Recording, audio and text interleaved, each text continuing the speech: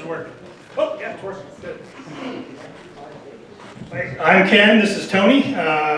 Met most of you here. If not, please come up and introduce yourself. Tony and I have been members here at the club for quite a while, and we're actually hunting partners. Him and I, ever since we got into metal detecting, have been hunting together. We both kind of came up together. We both have YouTube channels. We both put a lot into social media.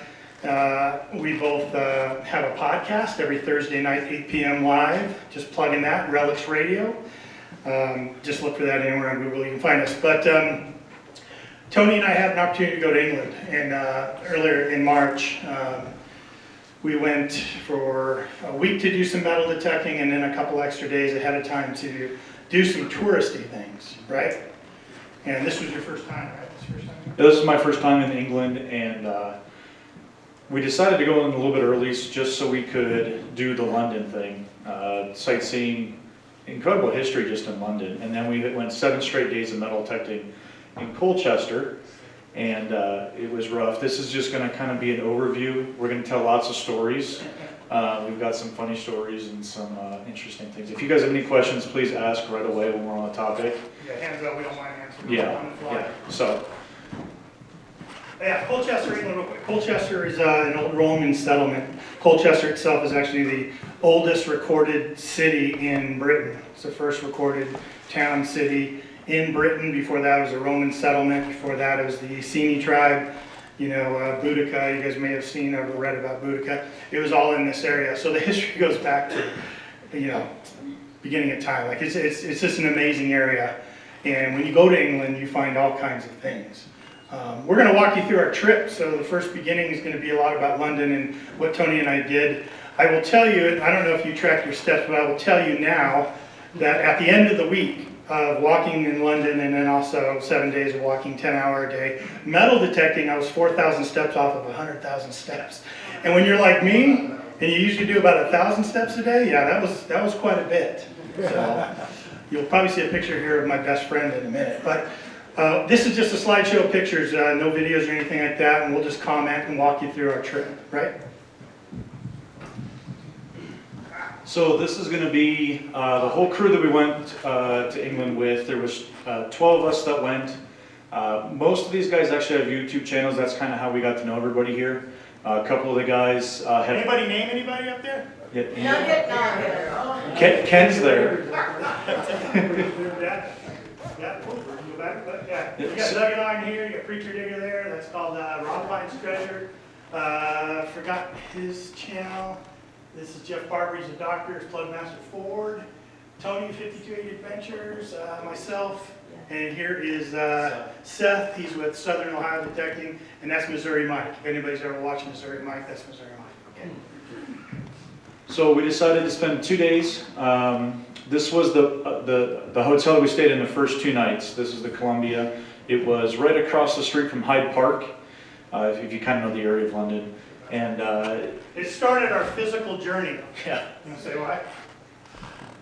Yeah, they didn't have an elevator, so we were. They called us a week before we left and said, our lift is broken. And we're like, okay.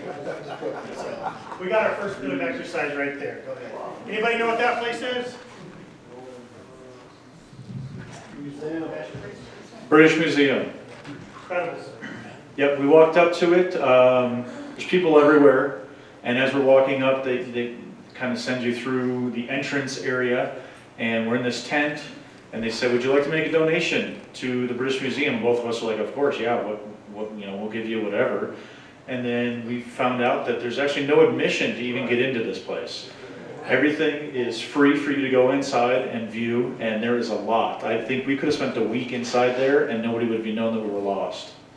The place was huge and it's completely free. It was absolutely amazing to see. They've got it split up in different sections during time periods, and it flows nicely, and the exhibits are just absolutely amazing. And it's not all Britain either, it's world history, so you have Greek and Egyptian, and there's huge sandstone walls with Sanskrit all over, like actual artifacts that it blows you away. And the amount of gold we saw, it's mind-boggling.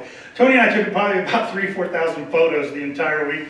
You know, we were gone, so we're not going to bore you with that many, but we do have quite a few. just an amazing place. When we walked up to that, like you can't really tell, but these columns right here, probably 8 feet in diameter, maybe 10 feet in diameter. They're just absolutely huge and just, you know, massively tall. And when you go in there, you're just looking up at this massive, you know, waste of space basically, because it's just massive and it's such an impressive place. And then you see all the, you know, we saw the Sutton Hoo treasure, which is one of Britain's greatest treasures. It was just incredible. Yeah, more physical exertion. So we made our way, that was our first stop on the first day. So think about it, we're jet lagged like crazy at this point. We just got off our flight, we're adjusting to the new time. But we heard you stay active, and you drink water, and you stay active, and you'll adjust. So Tony wanted to go to the St. Paul Cathedral. Amazing skyline building, huge dome, giant tower, you know, lots of activities from British Parliament and kings and queens, all kinds of stuff has happened here. And you walk in, and this is just one little section that I thought was just so opulent. There's that word again. Opulent, that it was just incredible. But as you turn around and you look, it's just like that. I mean, almost gaudy, right? Like it's just a lot. It's a lot to take in. And what's cool about it is as you look around, your eyes fixate on different things. Like you're like, my gosh, there's little figurines that actually line that arch, and everything has a purpose and a meaning and idea behind it. And it was just absolutely overwhelming. Really cool. I really enjoyed it. I didn't think I enjoyed it as much, and I really did. And then Tony had a great, bright idea. So apparently you can, right in the middle there is the dome. Apparently you're allowed to walk up to the top of the dome. And what we didn't know was everybody when this was built was about 5'6", 125 pounds. Because the stairs are this wide, the archways are about that tall, and we ended up walking up. Now again, we're jet lagged like crazy. We ended up walking, I don't even know how many steps it was, but we ended up, I don't know how long it took us. It took us a while. We had old ladies passing us on the stairs. But we got up to the top, and when you get all the way up to the top, and you're literally standing in the middle, in the top of the dome, and there's a hole in the floor, and you can look down through this hole. It's maybe 12 inches in diameter, and it looks all the way straight down to the bottom of where we were before. It's an incredible experience. And then when you go outside, you can see, you walk all the way around the dome, and you can see 360 degrees around the city of London. It was incredible. The weather was questionable, but I mean, how many times? I would recommend this cathedral if you go. It's definitely a must-see. This is the Tower of London. Was this day 1 or 2? Day two. Day 2. British. Okay. So we did get some sleep. Kicked off with the Tower of London. Incredible. Where the grass that you see right here, right now, that's actually where the moat was. And that was water that came all the way out there. In terms of history, this dates back to essentially, what is it, 1200s? The history of England. So. And it's been a lot of things over the years. That's what impressed me the most of this. You go in, they've done military training at it and all kinds of stuff. And of course the White Tower, which you can see right back here, which is the original tower. It's actually that one, the White Tower, is the original tower where they initially brought people in and imprisoned them there. And then as they built onto it, some of these other areas also have cells. And I call them cells, but they're more like little tiny apartments. Where they would hold prisoners, and throughout history there's all kinds of great stories. If you follow the monarchy or you're interested in stories of the monarchy, there's all these stories about people being imprisoned in the tower, and this is where it was. And so that was very impressing on us. It was very impressive on us to think about that history. And they just had some cool photos, like they had current photos of what it looks like there with these superimposed ghostly images of these World War I soldiers training right in the same spot that we were looking at. It was just pretty impressive. So right outside, one of the areas is they have the guard that's standing there. These guys take their job very seriously. We were standing there, while we're standing there just admiring them, watching them, of course taking pictures as a 7-year-old kid that's kind of fiddle farting around with the gate right here, the stand, and it ended up falling off accidentally. Completely accidentally. That guard did not like that. He freaked out, stomping and screaming at this kid. I felt so bad for this kid. Back up! Yeah, he's screaming at this little kid, goes over, fixes it, and the kid just is cowering. It was quite interesting. They take their job very seriously. The teacher didn't notice either. The teacher was already leading the class off, and he was calling Tilly down. His eyes got about that big, and I was like looking to see what the teacher's reaction was. And they were already out of there. These guys stand perfectly still for hours and hours at a time. They are allowed to move. They do maneuvers.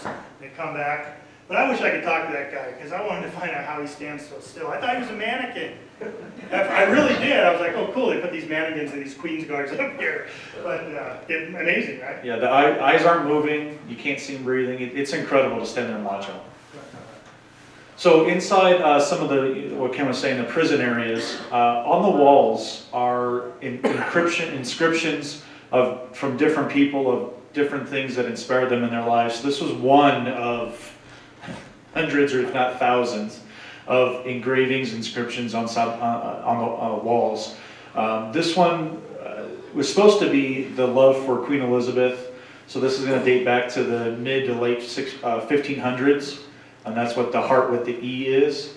And I'm not sure, John Baptist. And a lot of the stuff is really interesting because they'll leave different notes or things that are identifiable to that specific person. So then once they've been able to research and figure out who these prisoners were, what they were in for, and a lot of something like this is actually covered by plexiglass. So you can see it to preserve it, but hopefully people aren't destroying it, because the part of history is just insane that these people were imprisoned in these areas for different type of offenses. If I remember correctly, I hope I'm not wrong, but I think this write-up was, this guy was imprisoned because he became infatuated with Queen Elizabeth, and he actually threatened to kill her. There was a conspiracy to kill her, and he was in prison for that. And he had this infatuation, like a stalker type thing. I mean, they went into its own description. But I was thinking, as I was looking for that, that's not going to help your case, my friend. Like, you shouldn't be scratching out on the wall. This is Big Ben, down by Parliament. As we were going up, Tony and I took a river cruise from the Tower of London up back towards Westminster Abbey and the Parliament, and we got off right here just before the Big Ben here. This is Westminster Abbey, so Queen's funeral, the Queen's coronation, a lot of marriages of statesmen and royals have happened here at Westminster Abbey. This was the Queen Elizabeth's favorite place. And I believe this is where King Charles is probably going to be ordained, or the ceremony is going to happen there. When we were at the Tower of London, we got to see the crown jewels. We didn't take pictures of them, they wouldn't let us take pictures. But there was a lot of crowns in there, but a bunch of them were missing, and it had a little note that said, "On reserve for King Charles' coronation." So that was pretty cool. We made our way down to Buckingham Palace. Lots of people around there, different nationalities. It is kind of a touristy spot, which I was surprised, I guess, maybe to see. But just one gate out there, lots of people taking pictures. Very impressive, for sure. I was pointing to the lion statue here. That's outside Buckingham Palace. I think it's obligatory. What's the word? I think you're obligatory obliged to do that. If you can see, if you guys can see the lion, I'm pointing to the lion. This is Marble Arch at night. We actually gone all day. This is us heading back to our hotel, and they light this up with these LEDs, and it's just immaculate at night. It's Marble Arch. All right, let's get into some detecting. So after that, we went and was picked up by the vans, and there was 14 of us, 2 van drivers, and then 12 of us guests. And we went to a place called Bird's Farm in Elmstead Market, Colchester. So you notice the territory, the landscape kind of changes a bit from London. This was much more our speed and our style. So this used to be an old bird farm. This used to be old barns. They actually had pictures of it back the way it used to look, and it was just these stick barns. And the owners here actually took this and turned these into living quarters. You know, finished them all out, you know, cleaned them out, and they're wonderful, perfectly adequate. This is like, it's got a game room up here. Tony and I stayed in this little 2-story apartment right here. Like, this was our kitchen window, and then we stayed downstairs in the bedrooms and bathrooms. And we had a little kitchen and living room up here. But these, it had a courtyard in the middle, it's got a swimming pool back there. Like, yeah, so what it has all these living spaces, and then in the middle of each one of these is a central kind of gathering center, kitchen, living room. I got some pictures of it. There's another angle of it. We'd park our vans over here.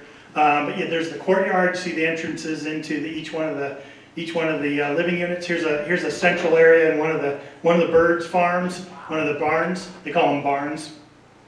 So adequate. The kitchen on the other side of it. This was our living room upstairs of our little two-story apartment. We had 3 living quarters in there, and a little kitchen nook that we spent every morning in, having breakfast and coffee. And people always talk about the food, right? What was this food about? Let's see. Well, the first one is the English breakfast, which is kind of a staple. You get the eggs, potatoes, toast. The one thing that's sausage. The one thing that's not on there that I don't know, those darn Yankees that don't eat are baked beans for breakfast. We got ours without baked beans. I said, "Hold the beans, please." They're like, "American." Give them the American English breakfast. Not sure what was that on that side there. That's called Stilton chicken. It's actually smothered in Stilton cheese, which I'm a big cheese fan, so, and bacon and all kinds of goodness, and yeah, that was delicious. That was a great pub we went to one night. Yeah. We ate here a few nights a week, so this was really close to the Birds Farm when we went, and everyone votes on where we want to eat. You know, where do you want to go? What do you want to do?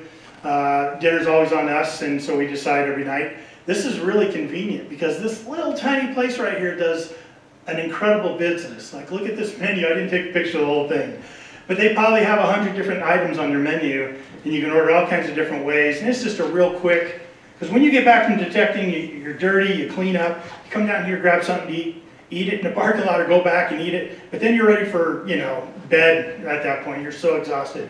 But this guy, Mike, had everything in here. A lot of fried fish, a lot of fried foods, and some burgers and stuff. So real quick type food, but everyone loved it, and everyone had a great time. And then there's other stuff around here. There's Tony's Fish. That's Tony's Fish. Tony likes fish, so he got a lot of fried fish. It's really good. Yeah, I ate out of 7 nights, I ate 5 nights of fish. So I was going to just add on. The first time I went in there and ordered, I ordered fish. And as I'm ordering, the lady, I say I'll have a medium cod, and she looks down, she opens up her drawer, pulls out a fresh fillet, opens up the next drawer, dips it in the wet batter, and throws it in the fryer and says, "Okay, what next?" Like, everything is made to order. There's nothing that is pre-made. You got to wait for it, but everything is fresh as you eat it right then. And 14 of us bombarding that little tiny storefront really put them on edge. But what was really cool is a lot of the locals come by there because it's a real popular place. Everyone loves it. And they were in looking at us, listening to our accents. And they're like, "Are you Americans?" Like, we never get Americans here in this town because it's a real small town, So they're loving our accents. So that's Tony's Fish, and of course, this is my fish. Wah, wah, wah. This is called whitebait. Whitebait, and it's an appetizer at one of the restaurants we went to. He had the brie, and I had this whitebait, and wasn't too excited about it, but It was good. it went down. I was hungry. And then this is the best food you can get in England. Yeah, had one of those. Or 3. There's my best friend. Everyone will tell you about my best friend. He was my partner through the entire week. So people always say, "Well, where do you go detecting?" Right? So the person that runs the hunt has gone out, and he has a lot of farmers that he talks to about farms, and organizes permission, and then goes ahead of your group and finds out what fields are appropriate for us to get on based on the turn of the crops and everything, what's been turned and rolled.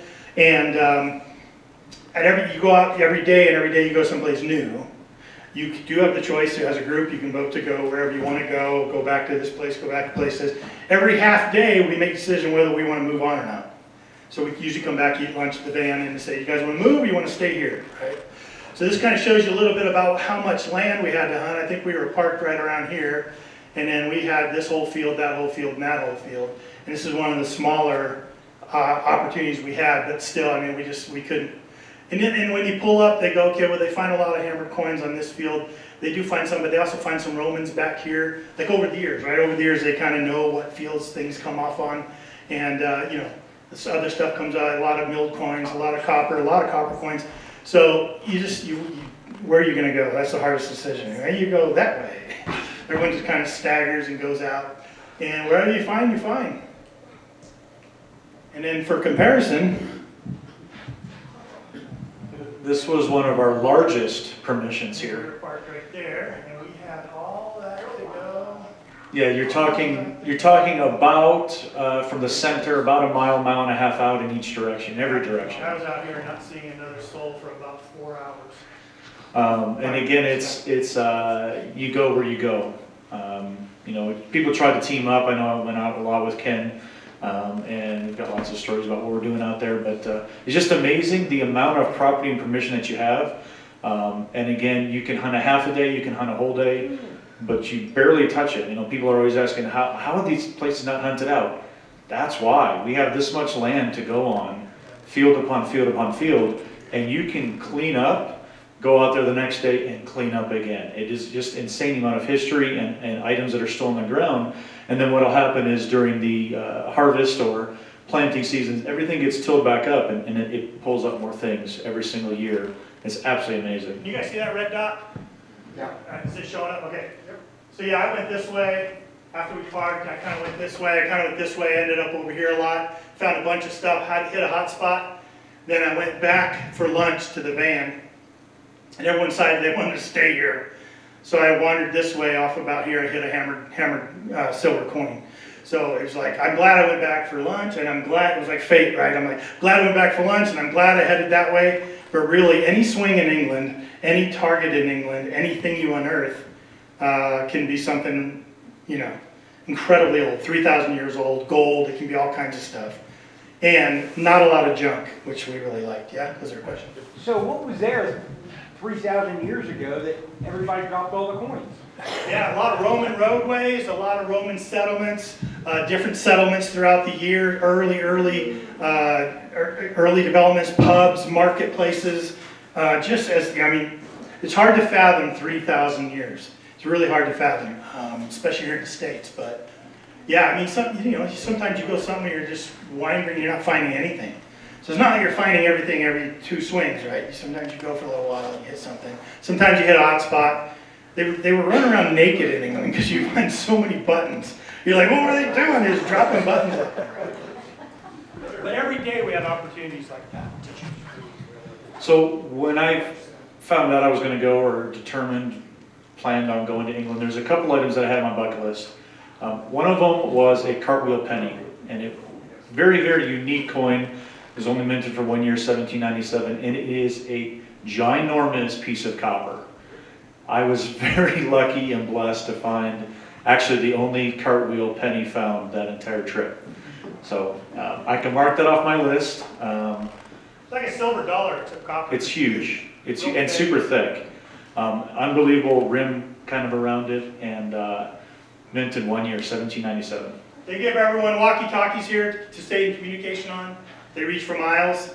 And then Tony and I brought our own just so him and I could have a private conversation between each other. Yeah, amazing find. Like I was so excited for him. You can see the look on his face, right? He's pretty excited. There was a couple other items I had on my bucket list. One was a KG2, which is actually, I found, I think 3 of those and 2 half, I don't remember. There was a lot of coppers. But anyways, found that. And then this is a milled, what they call milled silver. This would be kind of like our mercury dime to us. This is a... Sorry. Yep. No, you're good. This was a very unique item that I found. We went to a field that we had just gotten new permission on, allegedly. I think it had been hunted maybe one other time. I think my second target was this. This is a large piece of copper, and it's actually a bust. It's a round, hollow bust. It's been flattened, if you can see all the way on the right-hand side. It's actually flattened down, but if it was whole and back around, it's actually just a head. And they haven't been able to figure out exactly what it was, but they do believe it was it Charles? William IV from 1834. They're thinking either like a cane topper or a sword pommel, something like that. Very, very unique piece, and I don't think anybody's really seen something like this before. Don't even know where So to... exciting coming out of the ground here. It's like, whoa, there's a face. Yeah, Cindy. Yeah. How big is Has that that been a piece? match safe? Match safe. Because I had something like that, but it had a little bit of a mechanism on it, spot for a mechanism, but it was flat like that. And Possibly. It was supposed to be round, it just being in the ground and it flattened it, so it actually was a full bust head. And it seemed like possibly two pieces that were put together, but not really a mechanism, but that's a great idea. So it for sure was. It's about 5 inches wide. It's a big piece of copper. It is, yeah. And you'll see in a minute, I'm going to show you. So what happens is we have experts that kind of look stuff over, and then the expert actually takes it, and sometimes if they're really unique items, he'll send it off to further experts that work for the museum and stuff, and get you a real good description. But this guy has seen so much over the years. If you've never been to the Colchester Treasure Hunters Club's website, it's a museum online. It's the most amazing thing I've ever seen online in regards to treasure hunting, metal detecting in England. Just amazing. And so they didn't recognize it, Cindy. They didn't immediately recognize it. So if it was something that they found a lot of there, he probably would have recognized it. He thought it was very unique. And later, they never really got further explanation of it, right? No. Hey, John, Yeah. what's the website? With Colchester Treasure Hunters Club. You can search that. It'll probably be one of the first sites that come up. Thanks. Yeah. One of the other things on my bucket list was finding hammered silver. Day one, about 2 hours in, I got spoiled. And to be honest with you, I didn't even know what the heck I had. So this is actually a 1561 Queen Elizabeth I half-groat silvered hammered coin. Obviously, it's the oldest coin I've ever dug my entire life. And after I talked to some people, then I kind of was able to freak out because I literally had no idea what in the world I had. That happened a lot this week. Yes, a lot of items. When you're in a foreign country, I mean, how difficult it is for us to know all the coins that are minted in the United States, let alone thousands of years over in England. I'm like, I don't even know what this is. What is this? And people can help you. How big is it? Quarter size. Yeah. Nice. Real And nice. it did get hit by just being turned up and stuff. I didn't do that. Very thin. A lot of the hammers are very, very thin, but it did get nicked by a plow. I did not do that. But yeah. Sure. It looks like a shovel to me now. And people always ask us, like, don't you hate, that other people have hunted those fields for years sometimes? So the guy's constantly adding fields, but there's still a lot of old fields they hunt continuously. But they plow really deep in England in these fields. Sometimes they plant potatoes and they dig really deep and they churn really deep. So they're like a beach. They're constantly renewing and constantly bringing stuff up. So like they'll find a hoard of gold coins one time and they'll document it and all that stuff. And they'll be finding gold coins in that field from that hoard for the next 20 years. Because the plows just keep spreading them and moving them and turning them up. And sometimes they go deep and sometimes they come up. And sometimes they chew on the coins a bit, so. Yeah, KG2. A lot of coppers. A lot of coppers. I think 7 days I pulled 28 copper coins. Oh, wow. I think that's the cartwheel. This was, it's a gold gilt button. I'm not quite sure if it's been identified, but it does have a shield on it with, I think, a lion on the front of it. Still waiting for identification on that. They did keep that one to send it off for identification. This was top left was, at the end of the week, I took a picture of all the buttons and all my coins. That's the top left. And then just some close-ups of the buttons. Over on the right there's a couple goldish coin or buttons. Found some military buttons. Just amazing. Like Ken said, I think people run around naked because I think I came home with close to 150 buttons over 7 days. These are all my coins. I did find 4 silvers for the week. The Queen Elizabeth I. Then there's a 1797 2.5 shilling. It's some Danish coin. Again, something no one's ever seen before. Why is it in England? I have no idea. The 1841 milled, and then there's a slicks silver that had no identifying marks on it whatsoever. Good. What part of this hoard did you get to bring back, and what did you have to leave? We had to leave everything there. Everything is. Everything has to stay there. I mean, you might be able to bring stuff back if you want, but you probably won't be invited back to this club. This club turns everything over, identifies everything. The things they have to turn over to the antiquity scheme, they do through the flow, the fines liaison officer, because there's a treasure act they're trying to follow, and the antiquity scheme is the parenting organization, and they go through reps called fines liaison officers. And he'll, every night the guy Chris would come and identify the things he wanted to come take pictures of for his website. And he would take those interesting things, go clean them up for you, take some amazing pictures and put it on his website, and bring it back. And then you put them all in a baggie with your stuff, and you leave everything there when you leave. So what happens now is he will go and he will now turn that into an export office and get an export license for you. And when they do that, he has to identify every item. So it's kind of cool, because when you do get this stuff back, everything's identified. So you're cool, you're like, all right, cool, you know. They have to identify everything. The things that are precious metals or the things that they consider treasure, if anything is reported as treasure, which is anything 300 years or older that's made out of precious metal that's not a coin, is considered treasure, and they have to report that as treasure to the antiquity scheme. That definitely gets taken, is evaluated by the antiquity scheme, offered out to museums, and then if they want it, there's a valuation put on it, and the finder and the owner split that 50-50, if you're okay with that, or they disclaim it, and at that point you get it back. And now the two of us up here, one of us actually found treasure.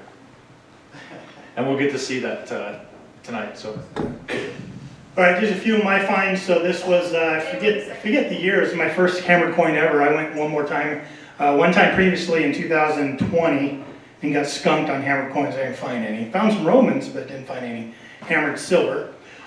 Queen Victoria, and her face had all rubbed off here, and I thought, oh, that's a bummer. And the guy goes, no, it's actually kind of cool, because everyone considered her the ugly queen, and they would purposely deface her face, and I was like, you're gotta be kidding me. So it had an interesting story to it, so I think that's cool, even though it was terrible, right? But it was cool.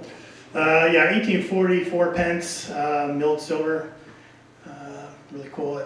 I like the teal on it. And a few other finds, silver thimble, watch winder up here, greenie, and artillery button, some whatchamacallits up there.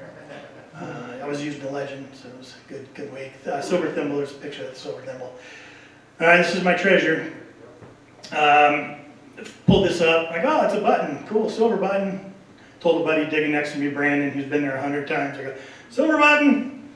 He comes over, he goes, let me look at that. And he saw the crown, he saw the two hearts. And he goes, that's treasure. I go, yeah, of course it is. It's treasure to me. He goes, no, you're gonna have to turn that in. So, what this is a cufflink piece. One of two, it's missing the link in the other one. That is commemorative of Charles II and Queen Catherine in 1662. Whoa. So that's what this came out to be. And I was like, yeah, pretty cool. And since then, I was copied on the email to the fines liaison officer. I was copied on the email from the fines liaison officer over to the antiquity scheme. And so far, that's the end of the chain so far. They'll respond, and I'll get that response. But I like the fact that they're keeping me in that loop. It's going to be a slow process. They probably won't. They said one time they've claimed them. They've seen two of these before. One time they've claimed them. One time they've disclaimed them. And I don't know if it only being one has anything to do with that or not. But I can't imagine that's worth very much. So I'm not too excited. I'll probably donate it anyways. It's going to be in a museum. Great. It's going to have my name on it. Great. I'll take that. Oh, silver Roman coin. Who found that? This is a good story. Well, We'll that try to looks make it real quick. good. Sure does. Looks Looks really it's good. minted. So I pulled back the dirt and saw this guy looking at me and saw he was a Roman soldier, and dropped my detector and fumbled for my walkie-talkie and pulled it out, flipped it over, saw that detail, and my mind was just racing. I knew better. but I fooled myself and was just freaking out. I just found the most detailed Roman silver coin you've ever seen in your entire existence. It's probably the best specimen I've ever seen. Get over here now. And everyone started making their way up from miles away, they started making their way over. One of the bus drivers, the van drivers that have been there a million times, he came over. His name's Buddy and Jimbo. Jimbo comes over and he goes, let me see, and he looks at it and he looks up at me and he goes, I go, oh, shoot. Well, I didn't see that. But I go, what? He goes, it's fake. And I go, and then, of course, it's not rounded, it's not black, it's too perfect shape. It all made, I was like, man. He goes, yeah. He said, on the last group that was over, they found a fake Roman silver coin in another one of our group's fields, a different design, but somebody in our club is, because when we go, you become members of the club. Somebody in our club is playing jokes. And they called them some expletives that were pretty tasteful. Not. But they said if they catch them, they'll be kicked out of the club. Like, they said it's just not funny, Somebody like me goes over there from America, and I'm like, can you imagine that's looking up at you and you have the opportunity to find Roman? They had found silver Roman coins earlier, which we'll see here in a minute. But oh my gosh. Yeah. So I got to bring that home though. Something. Here we go. So this is from the website we were talking to you about, right? So this is just our March finds from our group, okay? And we'll go through these quick. You see something you want extra time on, just yell out, stop! One gold clip was found by Rob Finds Treasure on YouTube, Texas Rob. This is a Celtic gold quarter stater from 10 to 40 AD. Only one gold coin was found. There was some other gold found, but not just one gold coin. Just 3,000 years sitting there waiting for somebody to come along with a metal detector with a coil on it that big to find it. He was swinging an AT Pro. I was just going to say, everybody else has these multi-frequency top specimens. Rob, the story, he goes, it was a 53. What do you find with an AT Pro is 53? Is a nickel or a pull tab? He says it was scratchy. Here's what I'm talking about. If you guys can read that right there. So the guy Chris took some pictures of it, sent pictures to the British Museum finds liaison officer, maybe the British Museum contact he has. They gave him all this information right here. At the bottom it says classed as rare, and I don't know what the ABC 2810 means, but I like that word rare. That's good to find. Get that information back real quick. There's Tony's head up there. Yep, a couple different. We got some. These are called bullheads, milled silvers, hammered silvers. We'll whip through these. Let's see, Dragoon Guards button. Never been recorded before, so that's an unrecorded Dragoon button. That Royal Navy silver button was really cool. Yeah. A Tudor. Tudor rose. Yep, Tudor rose, Tudor button. Oh, there's your. Yeah, so I found this little Victorian jewelry item. They actually later told me that it's a cape clasp, for they used to wear capes. It's a cape clasp, and it was real gold gilt. You can't see in this picture, but it was just brilliantly gold gilt. There's my little treasure cuff button. It says reported as treasure right there in the museum. Yeah, a bunch of other hammered silver. So this is total from the group. This is a little medieval lead token. There was quite a few of those found. Check that out. How about a relic that's 450 million years old? That's a sea urchin fossil that our buddy, George Buddy, one of our bus drivers, he just saw it, thought it looked unique. It didn't look like any other rock. So he pulls it. Yeah, lead tokens, more silver hammers. There's a Charles First, 1625. Those are pretty rare to find. Little toy cannons, more hammered silvers. I think we pulled 60 pieces of silver and only 2 pieces of gold. Last time I went in 2020, our group found 90 pieces of gold, so you just never know. You never know. You hunted a different place in 2020, Ken? Yeah, we went to 2 familiar area, our farmer fields, that I went to in 2020. Only 2 of them were familiar to me this time. But the fields that we hunted on the land this time, the ones we hunted last time had crops on them. So we hunted different fields. You know that map I showed you, you got like 10, 12 different fields? Yeah, it was that place, but some of the fields we couldn't hunt. Yeah, so those are cool, right? Medieval lead tokens. Here you go. Watchwinders. Roman silver, sent for ID. They couldn't ID it on the spot there. That's what it's supposed to look like. So that compared to mine, Yeah. A little bit of a difference. a little bit of difference. Some more milled Roman bronze coins sent for ID. Again, a lot of the older Romans coins that are found don't have enough detail you can ID in the field. Need to be sent out for further evaluation. Yep, old musket Musket mount. mount. Overland silver claw seal. Over on the right there, yeah, the 1835 Russian lead bale seal. That's yours, right? Yeah, I found that. Yeah, I think this one's mine, this 1500, 1700 mount. You know, they can't, sometimes they just give you a date range, you can't really identify exact date. And I don't know what a mount is exactly, but that's a mount. That's mine.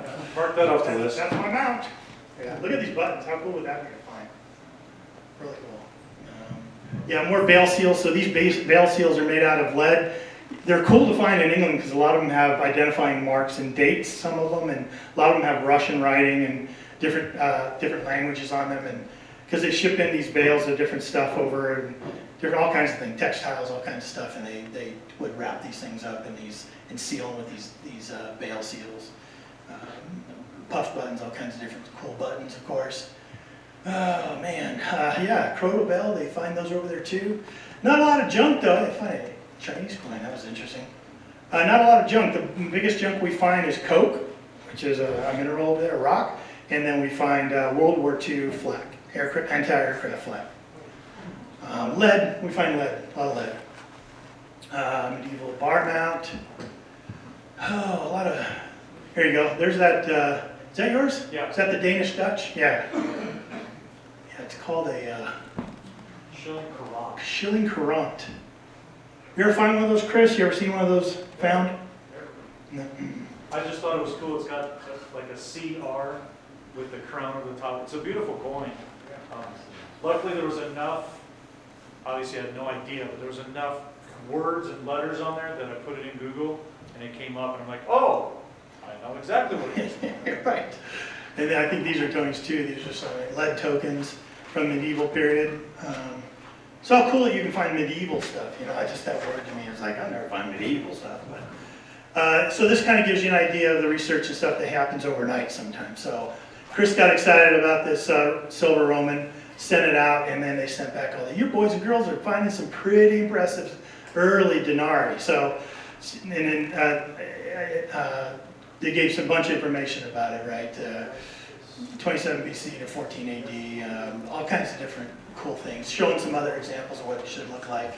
So that's almost like my coin, right? It's like, yeah, it's pretty close. You see how it's rounded? Like, I should have known. I should have known.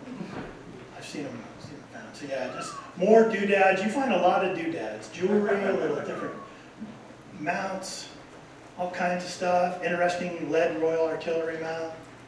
A lot of buckles, a lot of silver. Check that out right there. That's a Georgian gold watch winder. Look at the detail on that thing. Check out the detail on that. It's about that big. It's super tiny. Plugmaster Ford, Jeff Ford found that. Anybody find any rings? I don't recall any rings. So. Maybe one really thin one, but I think it was copper, more modern.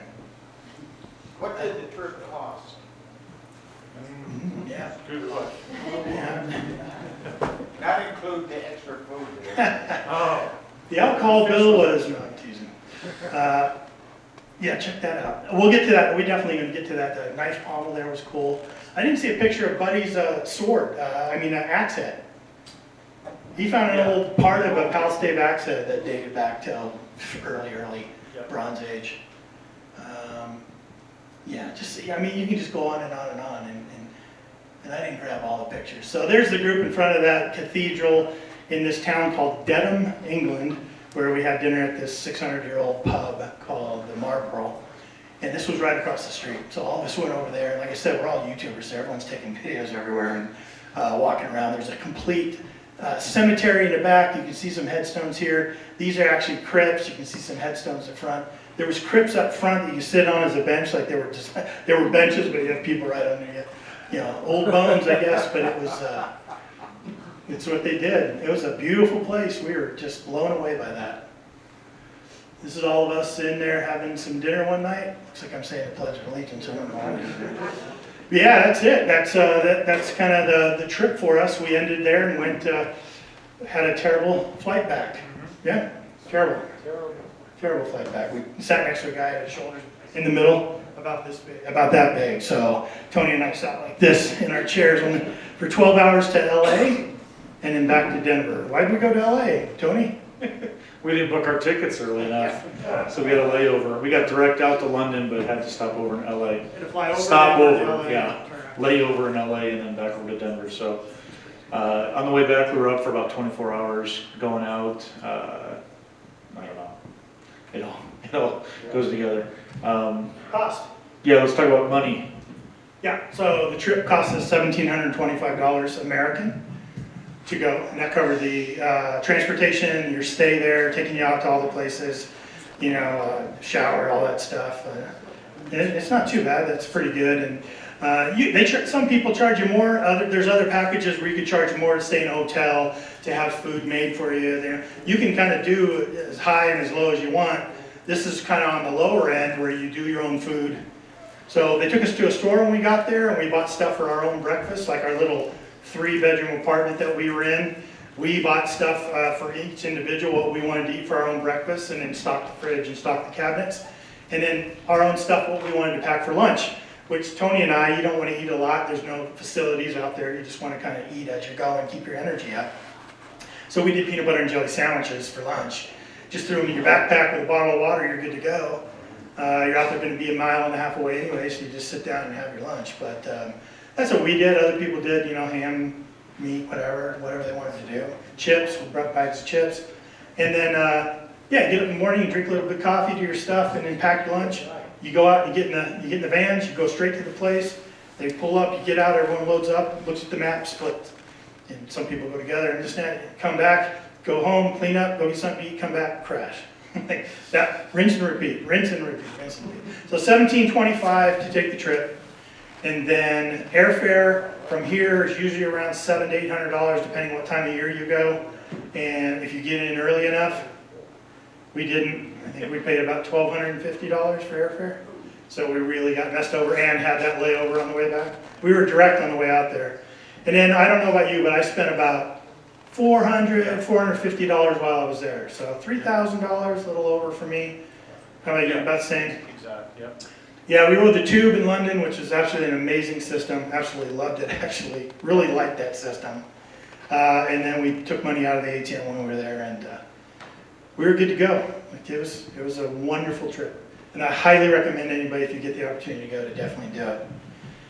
This group we went through is the Colchester Treasure Hunting Club, but there's actually a guy we went through called Georgia Buddy, and you can find him online at georgiabuddy.com. There's also Chicago Ron, and there's Mindy, Wisconsin Mindy maybe.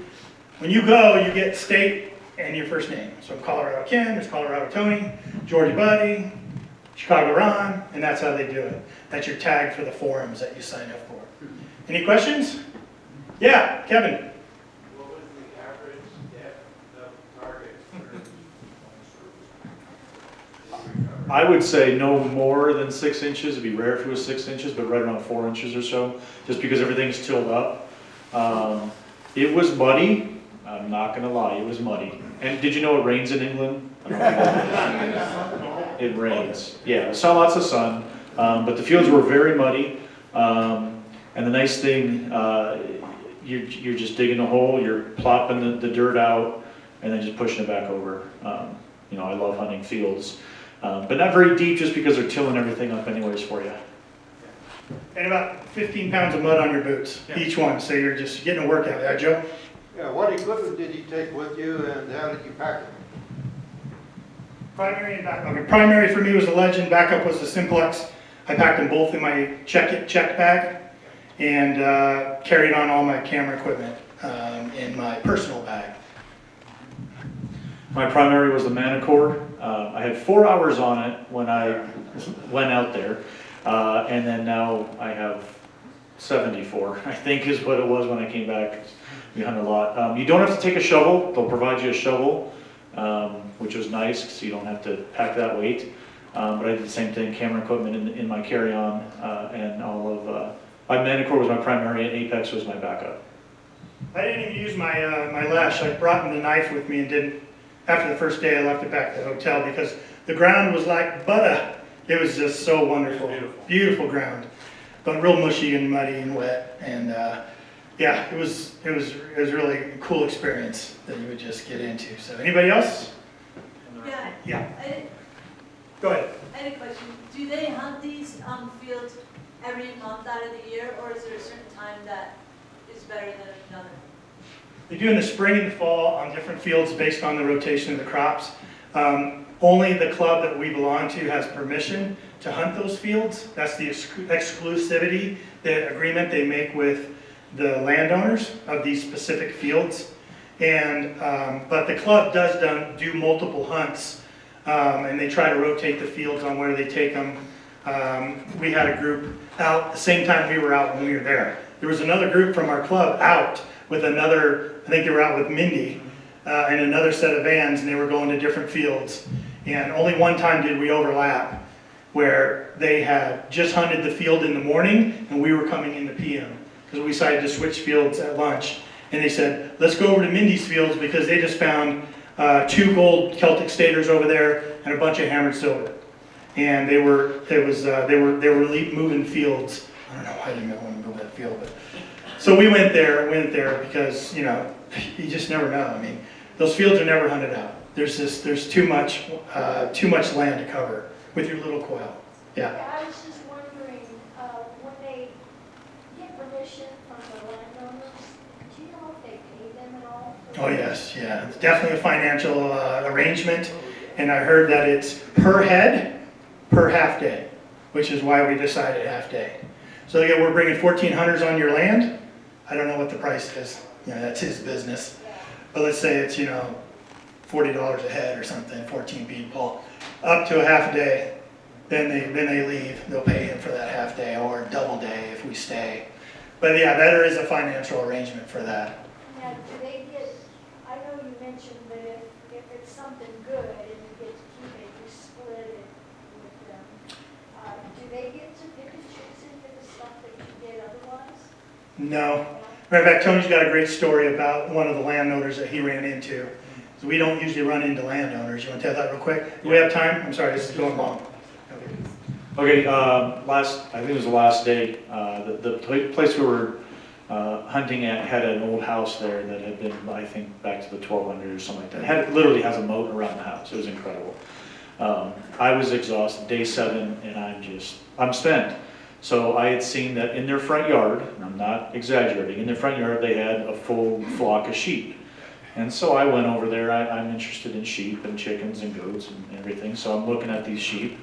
And I'm like, I'm going to go take a quick movie of this house with this moat around it. And, you know, makes for great footage for YouTube videos. And I start heading over that way. And all of a sudden, 2 guys come out of the barn on my right. And so I just start to make small talk real quick. Hey guys, what kind of sheep are these? You know, I'm not over here doing anything. And we start talking. We talked for about 45 minutes. Anyways, the one guy, they're both incredible. The conversation was insane, right? I mean, just things that they're talking about and discussing. He says, you see that, you know, we're talking about sheep and stuff, and he says, see that tree over there? We've got 2 ewes that are in labor right now, and they always go over to this tree when they're getting ready to give birth. So he goes, I'm going to go over there because it's starting to get, it's going to get cold in nighttime, so we need to get her into the barn. He goes over there, starts, you know, walking her over towards us and stuff. They get her over to the corner, and then they grab her, and one of the guys looks up at me and says, are you ready? And I just start recording, and it's literally a 30-second video. He reaches in, pulls the lamb out, slaps it around, gives it to the mom, reaches back inside, checks for a second one. All right, I mean, I am this close to the sheep. And he goes, that's life right there. And I'm like, holy cow. Anyways, then the landowner comes out, and I thank this guy immensely. Thank you so much. I mean, I found my first hammered silver on your field. We'd found all kinds of things. And he goes, yeah, that's fine. I'm glad you guys found it because we never would have found it. And it was just so lackadaisical, nonchalant about all of these things that we had found that we treasure. And he's like, yeah, I used to have more sheep. That's what he's worried about. It was just like nothing to him. It was just an incredible experience. I got to record it and be a part of it and see life coming into the world. It was beautiful. Excellent, cool, thanks. All right, let's do it again. Thanks, Ken, for coming. That was amazing. Let's take 15 minutes, quick break.